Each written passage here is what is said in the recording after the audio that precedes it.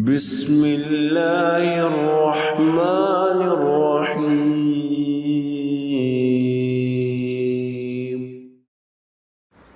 نحمده ونصلي على رسوله الكريم اعوذ باللہ من الشیطان الرجیم بسم اللہ الرحمن الرحیم رب اشرح لي صدری ویسر لي امری واحلل عقدۃ من لسانی یفقهوا قولی۔ سورہ آل عمران کی آیت نمبر 102 میں اللہ رب العزت کا ارشاد ہے،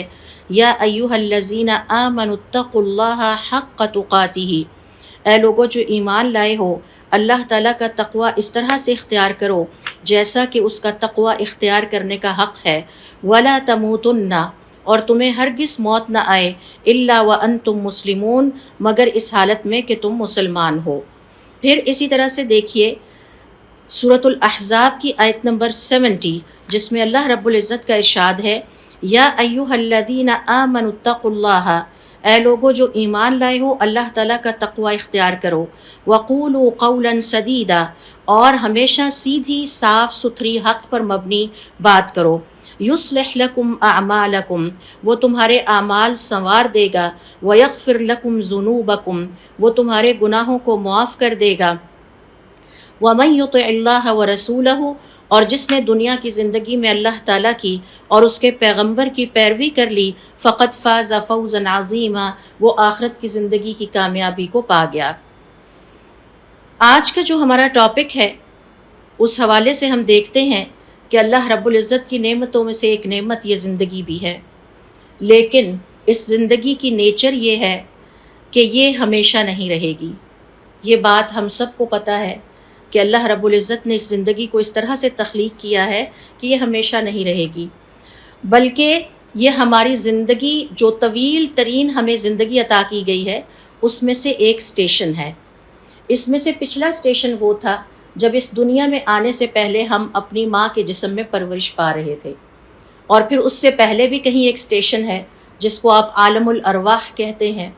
تو اسی طرح سے یہ دنیا کی زندگی بھی ایک وقتی مقام ہے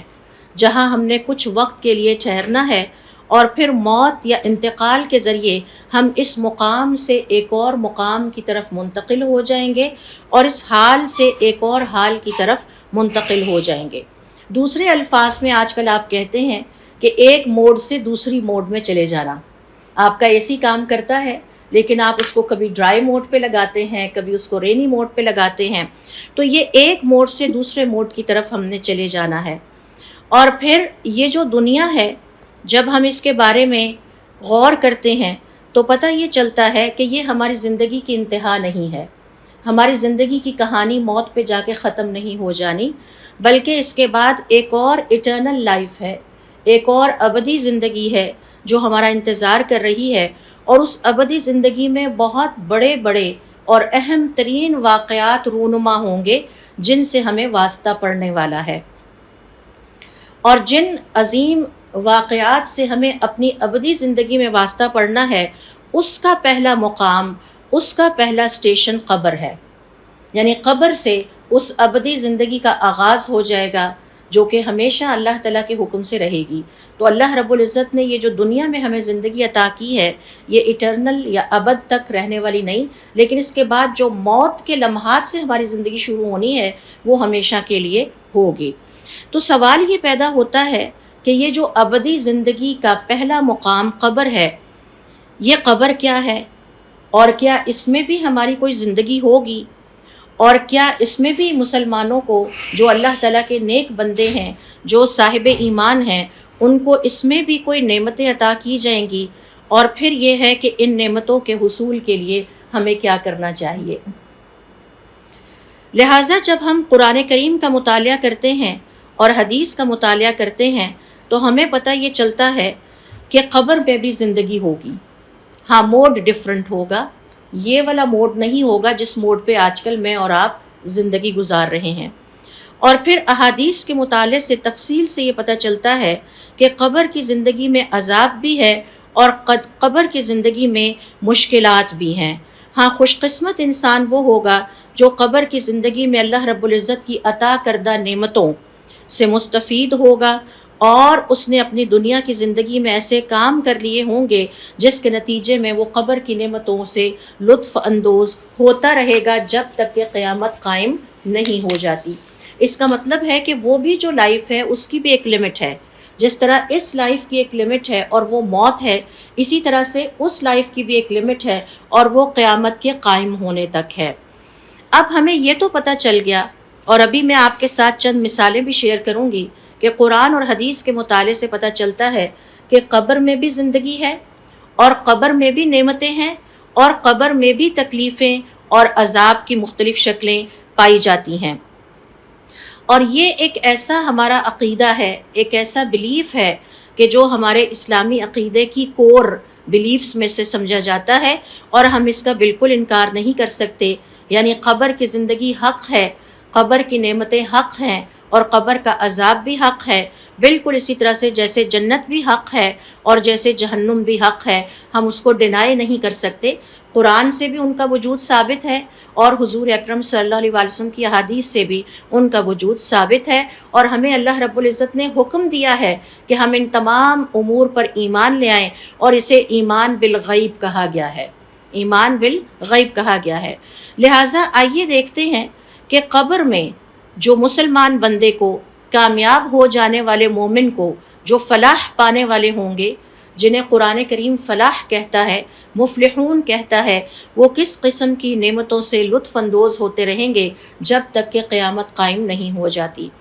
تو اس حوالے سے دیکھیے، سب سے پہلے نمبر پر جو آپ سے میں مثال شیئر کروں گی وہ یہ ہے کہ حضور اکرم صلی اللہ علیہ وسلم کی احادیث کے مطالعے سے پتہ چلتا ہے کہ قبر میں صاحب ایمان، کامیاب مسلمان کے لیے اللہ رب العزت کے حکم سے جنت کا بستر بچھا دیا جاتا ہے۔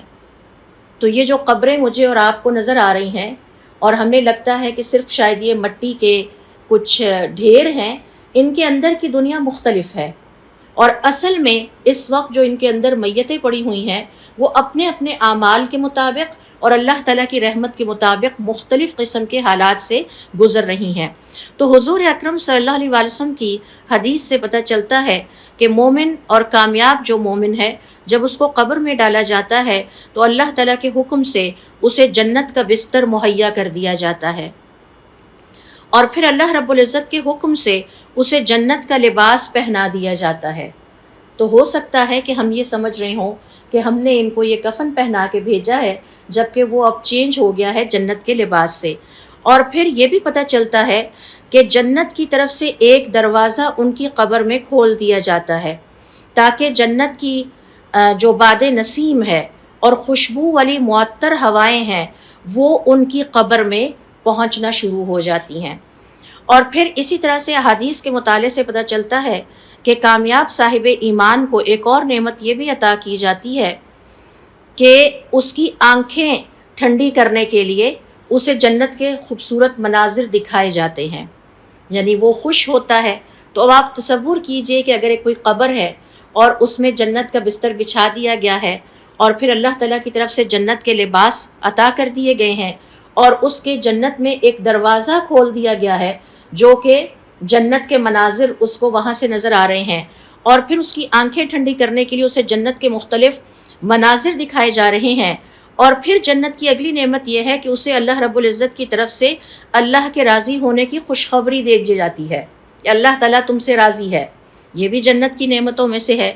یہ ایک جو میں نے آپ سے شیئر کی ہیں ایک طویل حدیث میں آتی ہیں جو کہ البراء ابن عازب رضی اللہ تعالیٰ عنہ بیان کرتے ہیں کہ حضور اکرم صلی اللہ علیہ وسلم ہم سے جنت کی قبر کی نعمتوں کے بارے میں بات کر رہے تھے، تو آپ صلی اللہ علیہ وسلم نے فرمایا کہ جب فَيُنَادِي مُنَادٍ فِي السَّمَاءِ، اس حدیث کا میں وہ پورشن آپ کے ساتھ شیئر کر رہی ہوں،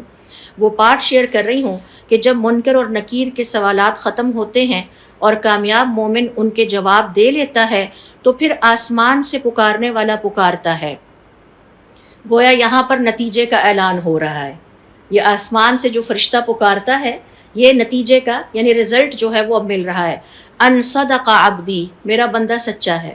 یہ جو کچھ زبان سے کہہ رہا ہے اس نے دنیا کی زندگی بھی واقعتاً اسی طرح سے گزاری ہے، لہٰذا منکر نکیر جو امتحان لے رہے تھے اس امتحان کے نتیجے کا اعلان کر دیا جاتا ہے۔ پھر اللہ تعالیٰ فرماتے ہیں فَافْرِشُوهُ مِنَ الْجَنَّةِ، اب اس کے لیے جنت سے ایک بستر لا کر بچھا دو، وَأَلْبِسُوهُ مِنَ الْجَنَّةِ، اور اسے جنت سے ایک لباس لا کر پہنا دو، وَافْتَحُوا لَهُ بَابًا إِلَى الْجَنَّةِ، اور اس کی قبر میں جنت کو جانے والا ایک دروازہ کھول دو، فَيَأْتِيهِ مِن رَوْحِهَا وَطِيبِهَا، اب اس کی طرف جنت کی معطر باد نسیم یعنی جو صبح کی چلنے والی تازہ ہوائیں ہوتی ہیں، اگر وہ معطر نہ ہو وہ تازگی بھی کافی ہے، لیکن یہاں پر نعمت در نعمت یہ ہے کہ باد نسیم بھی ہے اور خوشبودار یعنی معطر بھی ہے۔ طیب کا لفظ یہاں پہ آیا ہے، تو وہ ہوائیں جو خوشبودار ہیں وہ اس کی قبر میں پہنچنے لگتی ہیں۔ اس حدیث کو ابو داؤد نے روایت کیا ہے اور اس کو شیخ البانی نے صحیح قرار دیا ہے۔ پھر اسی طرح سے جنت کی نعمتوں میں سے ایک نعمت یہ بھی ہے کہ دنیا کی زندگی میں صاحب ایمان یا مومن نے جو نیک عمل کیے ہوتے ہیں، وہ سارے نیک عمل ایک انتہائی خوبصورت دوست یا ساتھی کی شکل میں اس پر ظاہر ہوتے ہیں،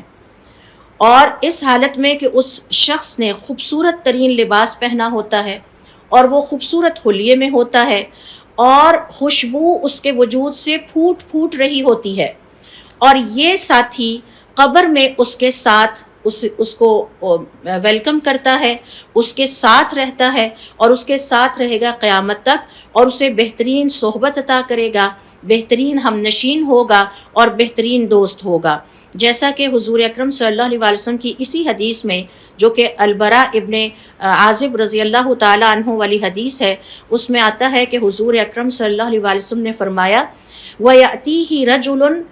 حسن الوجہ، یعنی جب اس کے لیے اس کے رزلٹ کا اعلان ہو گیا، اس کے لیے جنت سے بستر بچھا دیا گیا، دروازہ کھول دیا گیا، اور حدیث میں آتا ہے فانوس بھی ایک لٹکا دیا جاتا ہے جنت سے، تو روشنی کا بھی انتظام ہو گیا اور باد نسیم بھی چل پڑی معطر قسم کی، تو اگلی نعمت اس کو کیا ملتی ہے؟ وَيَأْتِيهِ رَجُلٌ، پھر اس کے پاس ایک انسان آتا ہے،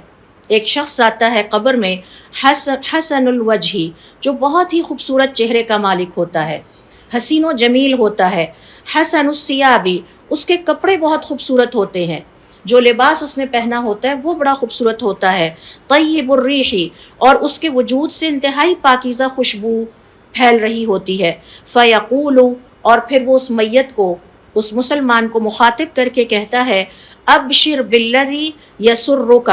خوشخبری ہے تمہارے لیے ایسی جو تمہیں خوش کر دے گی، ھذا یومک الذی کنت توعد، یہ ہے وہ دن جس کے تم سے دنیا کی زندگی میں وعدے کیے جاتے تھے۔ فیقول لہ، تو وہ میت حیران ہو کر اس خوبصورت لباس والے، خوشبودار، خوبصورت چہرے والے انسان سے سوال کرتی ہے من انتا، تم کون ہو؟ کیونکہ میت کو یہ تعجب ہوتا ہے، محدثین کرام یہاں لکھتے ہیں تشریح میں کہ بھائی قبر میں تو میں صرف اکیلا ایک تھا، تو یہ انسان کہاں سے آ گیا؟ من انتا، تو وہ سوال کرتی ہے میت کہ اے انسان تم کون ہو؟ فوجہک الوجہ یجیء بالخیر، تمہارے چہرے سے دیکھ کے لگتا ہے تم میرے لیے کوئی خیر کی خبر لائے ہو۔ فیقول، تو وہ آگے سے کہتا ہے انا عملک الصالح، میں تمہارا عمل صالح ہوں۔ تو گویا اللہ رب العزت کی نعمتوں میں سے مومن کے لیے قبر کی زندگی میں ایک نعمت یہ بھی ہے کہ اللہ تعالیٰ کی طرف سے اسے ایک ساتھی جو کہ دنیا کی زندگی میں اس کے عمل صالح تھے، وہ امبوڈیمنٹ ایک اس کو پرووائڈ کر دی جائے گی، اور وہ اتنا خوبصورت ہوگا، اس کا لباس اتنا شاندار ہوگا، اس کے جسم سے اتنی خوشبو پھوٹ رہی ہوگی کہ وہ قبر میں اس کی ہم نشینی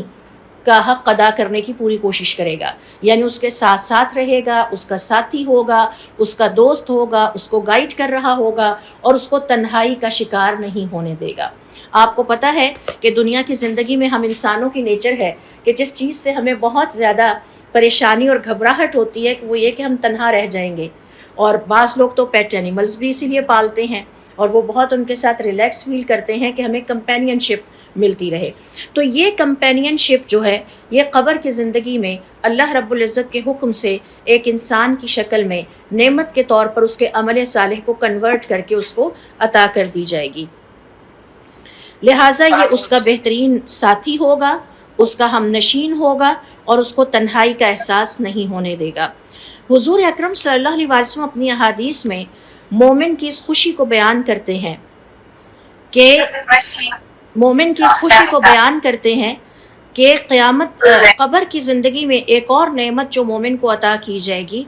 وہ یہ ہے کہ جب وہ قبر میں جائے گا اور اس کو اس کا رزلٹ بتا دیا جائے گا، اس کا نتیجہ اسے پتہ چل جائے گا، تو مومن کو پہلے جہنم میں جو اس کے لیے ٹھکانہ بنایا گیا تھا وہ دکھایا جائے گا کہ اگر آپ یہ عمل صالح نہ کرتے اور اللہ تعالیٰ کی فرما برداری نہ کرتے تو آپ کو جہنم کی آگ میں اس جگہ رکھا جاتا، یہ آپ کا گھر ہوتا اور یہ آپ کا ٹھکانہ ہوتا۔ لیکن پھر اسے دکھایا جائے گا کہ اب آپ دیکھیے کہ جنت میں آپ کا یہ گھر ہوگا اور یہ آپ کا ٹھکانہ ہوگا، لہٰذا آپ جہنم اور اس کے گھر سے بچا لیے گئے ہیں اور اب آپ جنت میں داخل کر دیے گئے ہیں۔ اور اس کے لیے دیکھیے احمد کی روایت ہے جس میں ابو سعید رضی اللہ تعالیٰ عنہ کہتے ہیں کہ میں نے حضور اکرم صلی اللہ علیہ وسلم کے ساتھ ایک جنازے میں شریک ہوا اور میں نے دیکھا کہ آپ صلی اللہ علیہ وسلم نے ہمارے لیے جو کچھ بھی انسان کی آزمائش آتی ہے موت کے بعد، یہاں تک کہ جو دونوں فرشتے اس کے ساتھ سوال کرتے ہیں، آپ صلی اللہ علیہ وسلم وہ سب ہم سے ایکسپلین کر رہے تھے۔ ثم قال، پھر آپ صلی اللہ علیہ وسلم نے فرمایا فَإِن كَانَ مُؤْمِنًا، اب اگر کوئی مومن روح ہوتی ہے، مومن میت ہوتی ہے، قال تو وہ کہتی ہے اشہد ان لا الہ الا اللہ وان محمدًا عبدہ ورسولہ، تو مومن جو میت ہے اس کو قبر میں بھی اللہ تعالیٰ کی طرف سے ثابت قدمی عطا ہوتی ہے اور وہ اسی طرح سے کلمہ طیبہ کو پڑھتی ہے۔ فَيَقُولُ، تو پھر اس مومن میت سے کہا جاتا ہے صدقت، تم نے سچ کہا۔ مسز بلوچ ذرا چیک کر لیجئے کہ تمام زوم پہ جو لوگ ہیں ان کے بند ہوں جو، تو اس میت سے کہا جاتا ہے صدقت، تم نے سچ کہا، یہ جو کلمہ کا تم اقرار کر رہے ہو یہ سچ ہے۔ ثم يفتح له باب الى النار، پھر قبر میں اس میت کے لیے جہنم کی طرف سے ایک دروازہ کھولا جاتا ہے۔ فیقول، پھر اس سے کہا جاتا ہے ھذا کان منزلک، یہ تمہارا جہنم میں ٹھکانہ ہوتا، لو کفرت بربک، اگر تم اپنے رب کے نافرمان ہوتے۔ فاما اذا آمنت، اب چونکہ تم ایمان لے آئے ہو، فہذا منزلک، اب تمہارا یہ جنت میں ٹھکانہ ہے۔ فیفتح له باب الی الجنۃ، اور پھر اس کی قبر میں جنت کی طرف ایک دروازہ کھول دیا جاتا ہے۔ اور ظاہر ہے کہ یہ جو نعمت ہے کہ قبر والے کو ذرا آپ تصور کرتی جائیے ترتیب سے کہ اس کے لیے قبر کو کمفرٹیبل کر دیا گیا ہے۔ اللہ رب العزت ہمیں توفیق عطا فرمائے کہ ہم اس دنیا سے جانے سے پہلے اپنی آخرت کے لیے اتنی تیاری کر لیں کہ ہمارا رب ہم سے راضی ہو جائے۔ اس کے لیے جو ہے وہ بستر بچھا دیا گیا ہے، جنت سے لباس مہیا کر دیا گیا ہے، اور اسے اس کا جو ہے وہ ٹھکانہ دکھا دیا گیا ہے۔ اور اب ایک کھڑکی مستقل، جسے آپ ونڈو کہتے ہیں، آپ اپنے کمپیوٹر کو آج کھولتے ہیں تو آپ کہتے ہیں ایک ونڈو ہے جہاں سے آپ سب کچھ دیکھ سکتے ہیں۔ اب اس کے بعد اسے کیا اگلی خوشخبری سنائی جا رہی ہے اور کیا نعمت عطا کی جا رہی ہے۔ ایک عمل صالح اس کے جو تھے وہ ایک نیک ساتھی بھی اسے مل گیا ہے، ایک بہت اچھا کمفرٹیبل وجود کہ جس کی وجہ سے وہ تنہائی کا شکار نہیں ہے۔ تو اب اسے اگلی بات یہ بتائی جا رہی ہے کہ دیکھو یہ جنت کی ونڈو کی طرف دیکھو، اس دروازے کی طرف دیکھو، اگر تم اللہ تعالیٰ کے نافرمان ہوتے دنیا کی زندگی میں تو تمہارا ٹھکانہ یہ جہنم میں گھر ہوتا۔ اور پھر وہ جب ادھر نظر ڈالے گا تو ایک اور روایت میں آتا ہے کہ وہ پریشان ہو جائے گا اور گھبرا اٹھے گا، کیونکہ جہنم کی آگ اپنے آپ کو کھا رہی ہوگی، یعنی وہ اتنی سخت آگ ہے کہ جس کے بارے میں الفاظ آتے ہیں کہ اس کے بعض حصوں کو آگ ہی آپس میں ایک دوسرے کو کھا رہی ہوگی، توڑنے والی آگ ہوگی، جلا دینے والی آگ ہوگی۔ اور پھر اسے دوسری ونڈو کی طرف یا دوسرے دروازے کی طرف لے جایا جائے گا اور اسے بتایا جائے گا کہ دیکھو اب تم نے چونکہ دنیا کی زندگی میں اللہ تعالیٰ کی فرما برداری کی اور تقوی اختیار کیا، اور جن لوگوں نے آج ہمارے ساتھ سیشن جوائن کیا ہے ان کے لیے میں ڈیفائن کر دوں کہ تقوی کا کیا مطلب ہے۔ جن کاموں کے کرنے کا اللہ تعالیٰ نے ہمیں حکم دیا ہے وہ ہم کریں، اور جن کاموں کے کرنے سے ہمیں روکا ہے اس سے ہم باز آ جائیں۔ تو پھر اسے بتایا جائے گا کہ تمہاری اس نیکی کی وجہ سے جنت میں تمہیں یہ گھر عطا کیا جاتا ہے، یہ ٹھکانہ عطا کیا جاتا ہے۔ تو یقیناً اس سے اس کی خوشیوں میں مزید اضافہ ہو جائے گا، اور قبر کی زندگی میں جو نعمتیں ہیں اللہ رب العزت کی ان میں اضافہ ہوگا، اور اس کے لیے قبر کی زندگی مزید کمفرٹیبل ہوتی چلی جائے گی۔ اسی طرح سے حضرت انس رضی اللہ تعالیٰ عنہ کہتے ہیں کہ جب مومن بندہ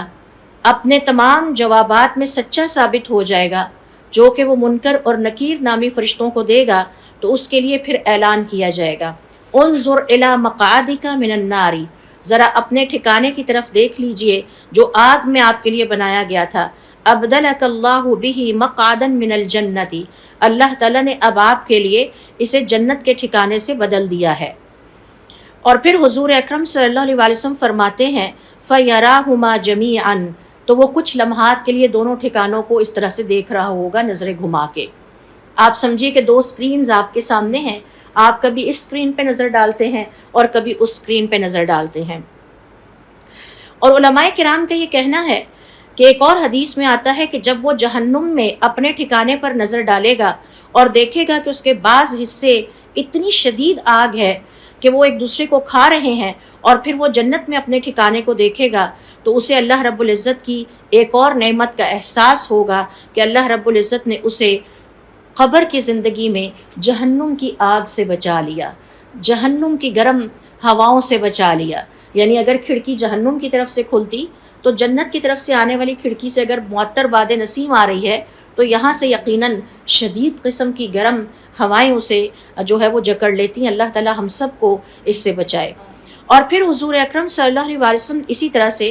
جنت کی نعمتوں کے بارے میں جب تذکرہ کرتے ہیں تو ایک اور حدیث سے پتہ چلتا ہے کہ مومن کی جو قبر ہے اس کو تا حد نگاہ کھلا کر دیا جاتا ہے۔ یعنی اگر آپ ایک کسی ایسے گراؤنڈ میں کھڑے ہوں جو چٹیل ہے، میدان ہے، اور جس میں راستے میں کوئی رکاوٹ نہیں، جہاں تک آپ کی نگاہ جاتی ہے وہاں تک اس قبر کو کھلا کر دیا جائے گا۔ تو یہ جو بظاہر ہمیں قبریں نظر آ رہی ہیں جن کو ایک مخصوص میئرمنٹ کے ساتھ تیار کیا گیا ہے، اس کی ایکچولی ایک اور ڈائمنشنز میں یہ بہت سارے لوگوں کے لیے بہت کھلی ہیں۔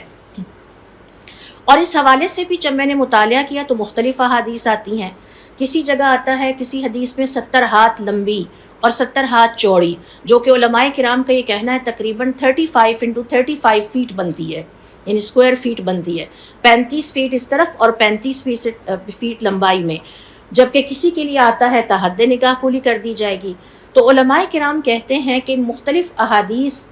کے بارے میں جو کہ میئرمنٹ کو بیان کرتی ہیں مومن کی قبر کے کھلا ہونے کو، وہ کہتے ہیں اس کا انحصار مومن کے اپنے اعمال پہ ہے۔ تو اگر کسی کے گریڈز 80% ہیں تو اس کی قبر بہت کھلی ہوگی، اگر کسی کی گریڈ 70% ہے تو وہ بی گریڈ میں فال کرتا ہے، اس کی قبر ذرا نسبتاً چھوٹی ہوگی، 60% والا اس سے چھوٹی قبر میں ہوگا۔ تو یہ جو مختلف روایات آتی ہیں محدثین اس کی کچھ اس طرح سے تشریح بیان کرتے ہیں۔ تو حضور اکرم صلی اللہ علیہ وسلم کی احادیث کے مطالعے سے پتہ چلتا ہے جس میں آپ فرماتے ہیں، اور یہ حضرت ابو ہریرہ رضی اللہ تعالیٰ عنہ اس حدیث کے راوی ہیں، صحیح مسلم اور صحیح بخاری میں یہ حدیث موجود ہے کہ آپ صلی اللہ علیہ وسلم نے فرمایا کہ جب دونوں فرشتے مومن بندوں سے اس کے جوابات سن لیتے ہیں، یعنی منکر نکیر قبر کی زندگی میں اس سے جوابات سن لیتے ہیں، تو پھر اس سے کہتے ہیں قد كنا نعلم انک تقول ذلك، ہمیں پتہ تھا کہ تم یہی کہو گے۔ ثم يفسح له في قبره 70 ذراعا في 70، پھر اس کی قبر کو 70 ہاتھ ضرب 70 ہاتھ کھلا کر دیا جاتا ہے۔ 70 ہاتھ کا مطلب ہے کہ یہاں سے لے کے یہاں تک آپ کا ایک ہاتھ بنتا ہے، تو 70 انٹو 70، جو کہ علماء کرام کا یہ کہنا کہ 35 انٹو 35 اسکوائر فیٹ بنتا ہے۔ ثم ينور له فيه، پھر اس قبر میں نور کا بندوبست کر دیا جاتا ہے۔ یہ قبر کی زندگی میں ایک اور نعمت ہے۔ یہ نور کا بندوبست کیسے کیا جائے گا؟ کچھ اور احادیث سے پتہ چلتا ہے کہ اللہ تعالیٰ فرمائیں گے کہ اس کی قبر میں لا کر جو ہے وہ جنت کا ایک فانوس لگا دو، تو اس کی قبر میں جنت کا ایک فانوس بھی لگا دیا جائے گا۔ اور اس حدیث کو بھی شیخ البانی نے صحیح قرار دیا ہے۔ پھر ایک اور حدیث ہے جو کہ البراء رضی اللہ تعالی عنہ کی طویل حدیث ہے، اس کا ایک حصہ میں یہاں آپ سے شیئر کر رہی ہوں۔ انہ قال، کہ پھر کہا جائے گا یفسح له فی قبرہ مد بصرہ، اس کی قبر کو جہاں تک اس کی نگاہیں جاتی ہیں وہاں تک کھلا کر دیا جائے، وینور له فیہ، اور اس میں نور کا بندوبست کر دیا جائے۔ اچھا یہاں نوٹ کیجئے روشنی کا لفظ نہیں آیا، روشنی کا تعلق سورج اور چاند سے ہے، اور جنت میں روشنی نہیں ہے، جنت میں نور ہے۔ ابن تیمیہ رحمۃ اللہ علیہ اپنی کتاب عرش الرحمان میں فرماتے ہیں صحیح احادیث سے کہ جنت میں نہ سورج ہوگا نہ چاند ہوگا، لیکن جنت منور ہوگی، روشن نہیں ہوگی، منور ہوگی۔ کس چیز سے منور ہوگی؟ اللہ رب العزت کے عرش سے نور پھوٹ رہا ہوگا اور وہاں سے جنت کو روشنی مل رہی ہوگی، نور مل رہا ہوگا۔ تو لفظ روشنی کا تعلق میری اور آپ کی دنیا سے ہے۔ جب قبر کا مقام آ جاتا ہے تو پھر وہاں پر نور آ جائے گا، اس میں اعمال کا نور بھی ہے، جیسے ہم نے یہاں پر سیشن لیے تھے اللہ کا نور اور نور در نور، اور اس میں اللہ رب العزت کی طرف سے عطا کردہ نور بھی ہوگا۔ اور اس نور کی ایک ڈیٹیل یا ایک تشریح علماء کرام یہ بھی کہتے ہیں کہ جنت سے حکم دیا جائے گا کہ ایک فانوس لا کر اس کی قبر میں لگا دیا جائے، تو اس فانوس سے نور پھوٹ رہا ہوگا، اس فانوس سے روشنی نہیں پھوٹ رہی ہوگی۔ یہ بھی یہاں پر نوٹ کر لیجئے۔ پھر اس کے بعد آپ صلی اللہ علیہ وسلم اپنی احادیث کے مطابق فرماتے ہیں کہ قبر کی زندگی میں صاحب ایمان کو، کامیاب ہونے والے صاحب ایمان کو یہ نعمت بھی عطا کی جائے گی کہ اسے کہا جائے گا کہ اب آپ ایک دلہن کی طرح سو جائیں، اور اس کی کسی بھی نعمت میں کوئی کرکرا پن نہیں آئے گا، یعنی کسی قسم کی بھی اس میں کوئی، جسے کہتے ہیں نا مقدر ہونا، کہ اچانک کسی نعمت کو یاد کرتے ہوئے کوئی اور بات یاد آ جائے جس سے وہ خراب ہونے لگے، ایسا نہیں ہوگا، بلکہ صاحب ایمان اپنی قبر میں انتہائی کمفرٹیبل ہوگا، انتہائی اطمینان والی کنڈیشن میں ہوگا۔ اور اس حوالے سے دیکھیے ابو ہریرہ رضی اللہ تعالیٰ عنہ کہتے ہیں کہ آپ صلی اللہ علیہ وسلم نے فرمایا ثم یقال للمؤمن، پھر صاحب ایمان سے کہا جائے گا نم، سو جاؤ، کنومت العروس، جس طرح دلہن سو جاتی ہے، الذی لا یوقظہ الا احب اہلہ الیہ، جس دلہن کو صرف اس کے اپنے پیارے ہی اٹھاتے ہیں، حتی یبعثہ اللہ من مضجعہ ذالک، اس دن تک جب تک کہ اللہ تعالیٰ اسے اس کے ٹھکانے سے اٹھا نہیں دے گا۔ یہاں پر علماء کرام کا یہ کہنا ہے کہ ذرا جب اس حدیث کی تشریح میں آپ جاتے ہیں تو ذرا غور کیجئے کہ دلہن کا لفظ استعمال کیا گیا ہے۔ ایک خاتون کے لیے دنیا کی زندگی میں جو یاداشت میں یا جو بہت یاد رکھنے والے موقع ہوتے ہیں، ان میں سے ایک موقع وہ ہوتا ہے جس دن وہ دلہن بنی تھی،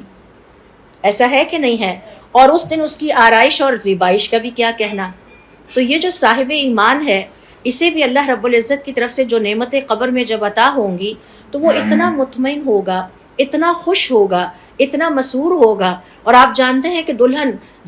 جس دن وہ اپنے شوہر کے گھر جا رہی ہوتی ہے یا اس کے لیے تیار ہو رہی ہوتی ہے تو اس کی آنکھوں میں کتنے خواب ہوتے ہیں اور کتنے خوبصورت قسم کے آپ سہانے سپنے کہہ سکتے ہیں ہوتے ہیں کہ میں اپنی زندگی کا جب آغاز کروں گی تو میں اس طرح سے کروں گی، اور وہ اس کی زندگی کے ان لمحات میں سے ہیں جنہیں وہ بہت زیادہ یاد رکھتی ہے اور چیرش کرتی ہے۔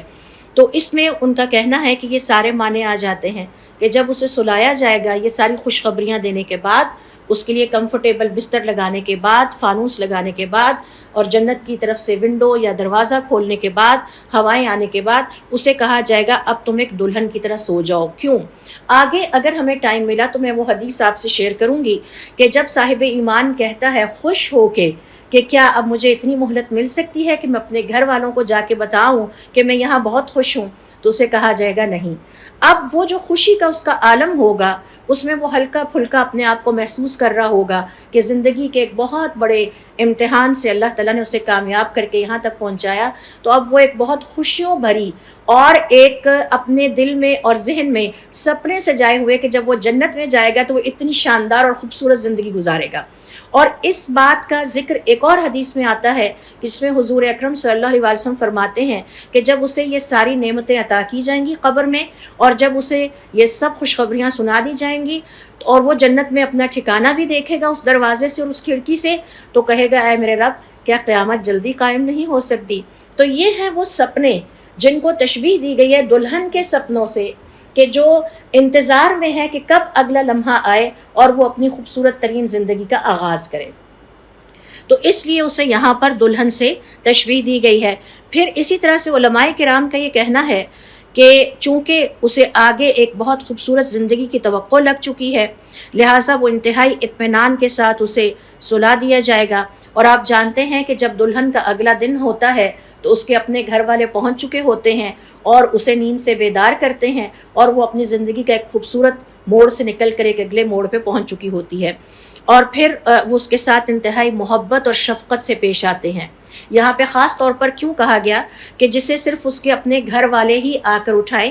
تو کیونکہ جو اپنے گھر والے ہوتے ہیں وہ انتہائی محبت اور شفقت کا مظاہرہ کرتے ہیں، تو یہاں پر جب اسے قیامت والے دن بھی اٹھایا جائے گا، قبر کی زندگی سے نکالا جائے گا، تو انتہائی محبت، انتہائی شفقت کے ساتھ، انتہائی عزت اور اکرام کے ساتھ اس کو قبر سے نکالا جائے گا۔ اور ڈیفینیٹلی جب آپ ان تمام مناظر کو کمپیئر کریں قرآن کریم میں ان مناظر سے جن میں کافروں کا حال بیان کیا گیا ہے قبر میں، اور جن کے ساتھ بدسلوکی ہوگی اور ان کے ساتھ مجرموں والا سلوک ہوگا، تو آپ کو زیادہ اندازہ ہو جائے گا کہ یہ وقت جو ہے اس کی خوبصورتی کو اس طرح سے بیان کیا گیا ہے کہ پھر اسے کہا جائے گا کہ اب تم دلہن کی طرح مطمئن پرمسرت نیند سو جاؤ، اور تمہیں جب اٹھانے کا وقت آئے گا تو تمہارے اپنے پیارے ہی آ کے انتہائی محبت اور شفقت کے ساتھ اٹھائیں گے۔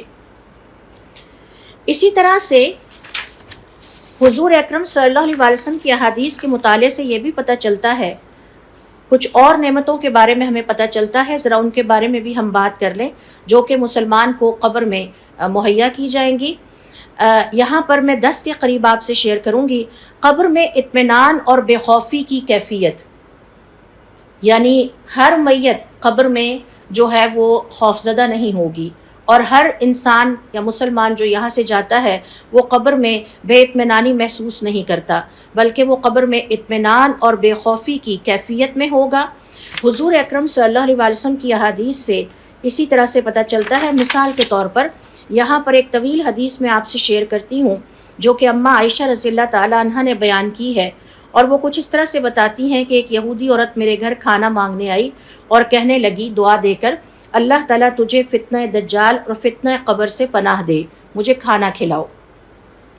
اماں عائشہ رضی اللہ تعالیٰ عنہ کہتی ہیں میں نے اسے روک لیا، یہاں تک کہ حضور اکرم صلی اللہ علیہ وسلم تشریف لے آئے۔ میں نے عرض کیا اے اللہ کے رسول، ذرا سنیں تو صحیح یہودی عورت کیا کہہ رہی ہے۔ آپ صلی اللہ علیہ وسلم نے فرمایا کیا کہتی ہے؟ میں نے عرض کیا یہ کہتی ہے کہ اللہ تجھے فتنہ دجال اور فتنہ قبر سے پناہ میں رکھے۔ حضور اکرم صلی اللہ علیہ وسلم کا یہ سننا تھا کہ آپ کھڑے ہو گئے، آپ کے چہرے کا رنگ متغیر ہو گیا۔ یعنی اس سے پتہ چلتا ہے کہ یہ دو آزمائشیں بڑی سخت ہیں، ایک دجال کی آزمائش اور ایک قبر کی آزمائش۔ آپ نے اپنے دونوں ہاتھ پھیلا لیے اور فتنہ دجال اور فتنہ قبر سے پناہ مانگنے لگے۔ پھر فرمایا کوئی نبی ایسا نہیں گزرا جس نے اپنی امت کو فتنہ دجال سے نہ ڈرایا ہو، لیکن میں تمہیں دجال کے بارے میں ایسی خبر دیتا ہوں جو اس سے پہلے کسی نبی نے اپنی امت کو نہیں دی۔ وہ یہ ہے کہ دجال کی ایک آنکھ ہوگی اور اس کی دونوں آنکھوں کے درمیان کافر لکھا ہوگا، اسے ہر مرد مومن پڑھ لے گا، باقی لوگ نہیں پڑھ سکیں گے۔ جہاں تک فتنہ قبر کا تعلق ہے، اب یہ پورشن ہم سے ریلیونٹ ہے، تو تم لوگ قبروں میں آزمائے جاؤ گے۔ میری امت پر جو آزمائشیں آئیں گی ان میں سے ایک یہ ہے کہ یہ قبر میں آزمائے جائیں گے، اور تم لوگوں سے قبروں میں سوال کیا جائے گا۔ اور جب سوال کیا جائے گا، اگر آدمی نیک ہو تو اسے اپنی قبر میں بغیر کسی گھبراہٹ اور پریشانی کے بٹھا دیا جاتا ہے۔ تو یہ جو جملہ ہے آپ صلی اللہ علیہ وسلم کا اس حدیث میں، یہ جو فریز ہے، اس سے یہ پتہ چلتا ہے کہ جو اللہ رب العزت کا نیک بندہ ہے، مومن بندہ ہے، اور جس نے اپنی دنیا کی زندگی میں تقوی کو پکڑے رکھا، اس کو اختیار کیے رکھا، اسے قبر میں جب بٹھایا جائے گا یا قبر میں ڈالا جائے گا تو نہ اس پر کوئی گھبراہٹ طاری ہوگی اور نہ ہی اسے کسی قسم کا خوف محسوس ہوگا۔ کچھ اسی قسم کی فریز آپ قرآن کریم میں بھی پڑھتے ہیں کہ قیامت والے دن جو اللہ تعالیٰ کے نیک بندے ہیں، لا خوف علیہم ولا ہم یحزنون، نہ ان پر قیامت کے دن جب وہ نکالے جائیں گے قبروں سے تو قیامت والے دن بھی نہ انہیں گھبراہٹ ہوگی، نہ وہ کسی غم میں مبتلا ہوں گے، اور نہ ہی وہ کسی پریشانی کا شکار ہوں گے۔ اسی طرح سے حضور اکرم صلی اللہ علیہ وسلم کی احادیث کے مطالعے سے پتہ چلتا ہے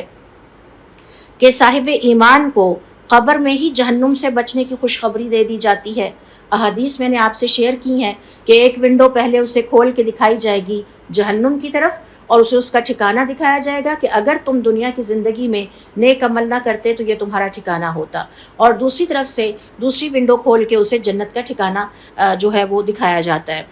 پھر اسی طرح سے قبر کی نعمتوں میں سے یہ بھی ہے کہ اسے جنت کی بشارت دے دی جاتی ہے، اور جنت میں اس کی نعمتوں بھری آرام گاہ کا مسلسل دلکش نظارہ کرایا جاتا ہے، صرف نظارہ نہیں، دلکش۔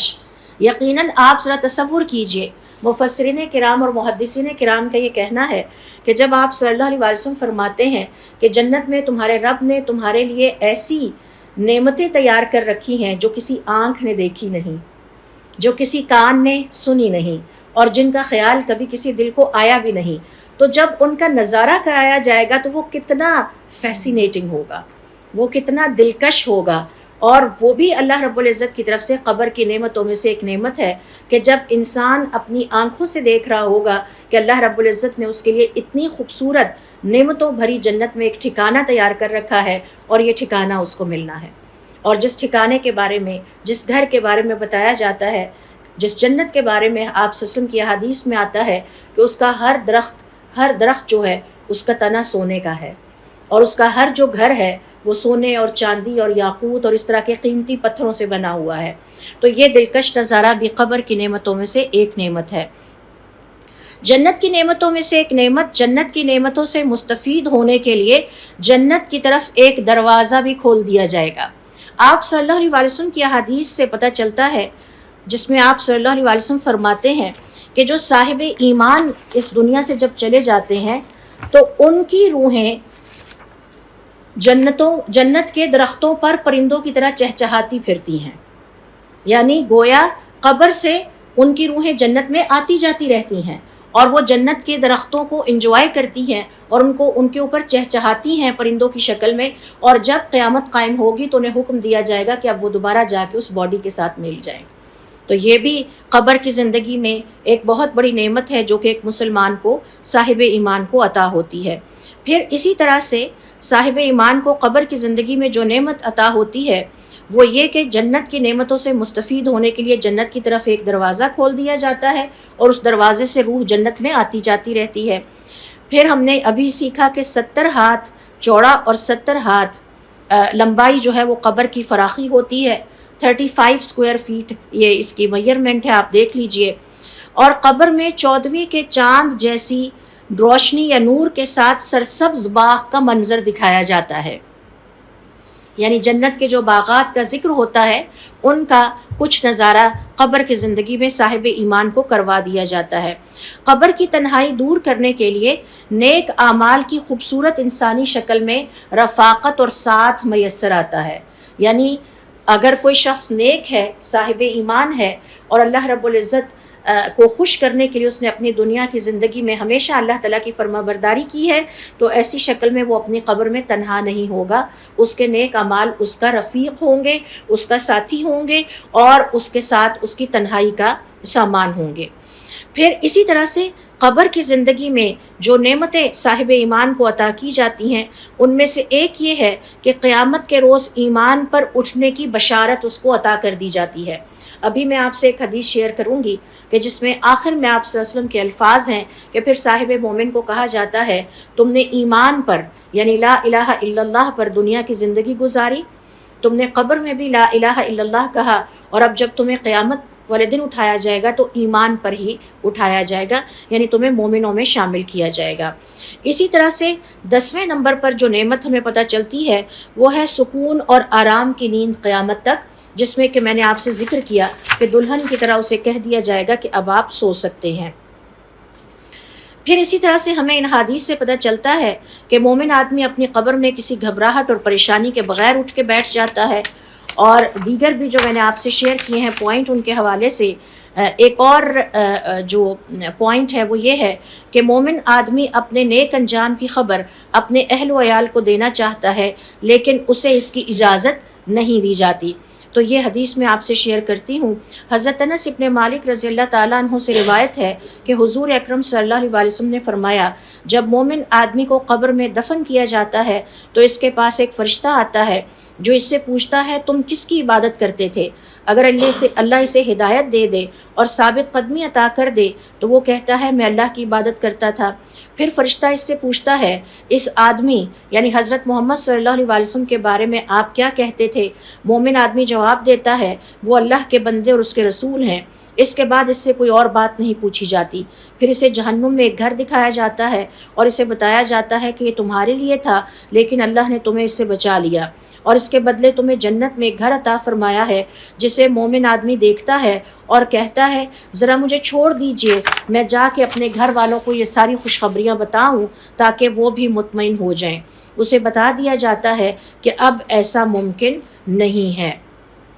اسی طرح کی ایک اور حدیث ہے جسے اماں عائشہ رضی اللہ تعالیٰ عنہ بیان کرتی ہیں، کافی طویل حدیث ہے جس میں منکر اور نکیر کی حیت کو بھی بیان کیا گیا ہے کہ گہری نیلی اور سیاہ آنکھوں والے یہ فرشتے ہوں گے جو کہ قبر میں انسان کے پاس آئیں گے، اور جب وہ صحیح جواب دے گا تو اسے اس کے دونوں ٹھکانے دکھائے جاتے ہیں، اور آخر میں جب اسے جنت کی رونقیں عطا کر دی جاتی ہیں اور وہ جنت کی بہاروں اور نعمتوں کو اپنی قبر میں اترتا دیکھتا ہے اور خوش ہوتا ہے، تو آخر میں اس حدیث کے الفاظ ہیں، اسے بتایا جاتا ہے کہ جنت میں یہ ہے تمہاری قیام گاہ، تم نے ایمان پر زندگی گزاری، تم نے ایمان پر انتقال کیا، اور قیامت کے روز انشاءاللہ اسی ایمان پر تمہیں دوبارہ اٹھایا جائے گا۔ تو یہ بھی جنت کی نعمتوں میں سے ایک نعمت ہے۔ تو احادیث تو ابھی اور بھی بہت ساری ہیں، لیکن ہمارا چونکہ وقت اتنا ہے تو یہیں پر ہم اپنے آج کے سیشن کو اینڈ کرتے ہیں، اس دعا کے ساتھ کہ اللہ رب العزت ہمیں توفیق عطا فرمائے کہ ہم اپنے دین کو سیکھنے کے لیے وقت نکالیں، اس پر عمل کرنے کی ہمیں توفیق عطا فرمائے، اور ہمیں توفیق عطا فرمائے کہ اس دنیا سے جانے سے پہلے ہم ایسے نیک عمل کر جائیں کہ جس کے نتیجے میں اللہ رب العزت ہم سے راضی ہو جائیں، اور ہماری آخرت کی زندگی جو ہمیشگی کی زندگی ہے اور جس کا پہلا مقام یا پہلا سٹیشن قبر ہے، اللہ تعالیٰ اس کو ہمارے لیے جنت کی نعمتوں سے بھر دے اور ہمیں بھی یہی اطمینان اور یہی سکون وہاں پر عطا فرمائے۔ سبحانک اللہم و بحمدک نشہد ان لا الہ الا انت نستغفرک و نتوب الیک۔